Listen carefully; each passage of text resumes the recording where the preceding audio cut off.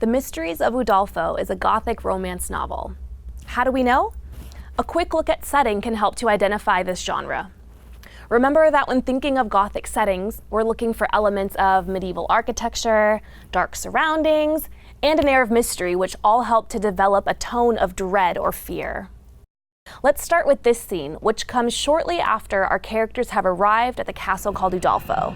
The text reads, "Emily gazed with melancholy awe upon the castle, which she understood to be Montoni's, for though it was now lighted up by the setting sun, the Gothic greatness of its features, its mouldering walls of dark gray stone, rendered it a gloomy and sublime object.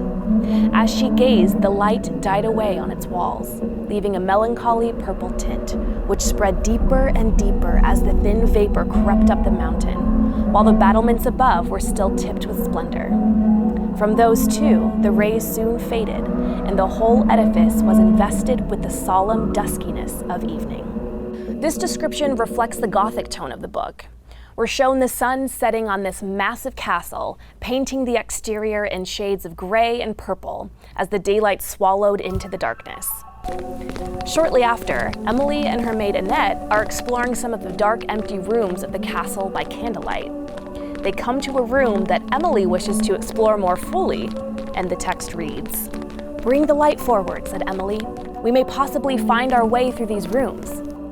Annette stood at the door in an attitude of hesitation, with the light held up to shew the chamber, but the feeble rays spread through not half of it. "Why do you hesitate?" said Emily. "Let me see whither this room leads." Annette advanced reluctantly.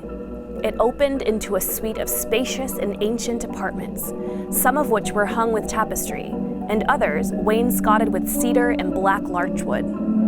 What furniture there was seemed to be almost as old as the rooms, and retained an appearance of grandeur, though covered with dust and dropping to pieces with the damps and with age. "How cold these rooms are, mademoiselle," said Annette. "Nobody has lived in them for many, many years, they say. Do let us go." The descriptions in this scene continue to reflect the Gothic setting. The room is edged with black wood, and dust covers the mildewing and aging furniture. The room is abandoned and cold, a relic of a previous time. In this passage, we can also see how the setting is influencing the tone. Annette is reluctant to even go into the room because of her inherent fear of this dark and ominous castle. The unsettling and mysterious tone is reinforced when Annette begins to tell Emily a sinister tale from Udolpho's past about the disappearance of Signora Laurentini. Annette states, "Well, they saw her go down amongst the woods, but night came and she did not return. 10 o'clock, 11 o'clock, 12 o'clock came, and no lady. Well, the servants thought to be sure some accident had befallen her, and they went out to seek her.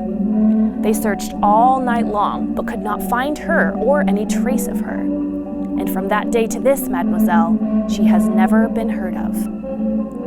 Annette goes on to add, "They do say that the signora has been seen several times since, walking in the woods and about the castle in the night. Several of the old servants, who remained here some time after, declare they saw her, and since then, she has been seen by some of the vassals who have happened to be in the castle at night." Now, this is a frightening notion, as our characters are currently living in a space where a woman supposedly disappeared and is now mysteriously reappearing as a ghost, thus bringing the horror elements of our Gothic tale to life. These sections of text provide evidence of the way the setting of the dark and mysterious castle, full of unsettling physical objects and horrifying stories of its past, influences the Gothic tone of the Mysteries of Udolpho.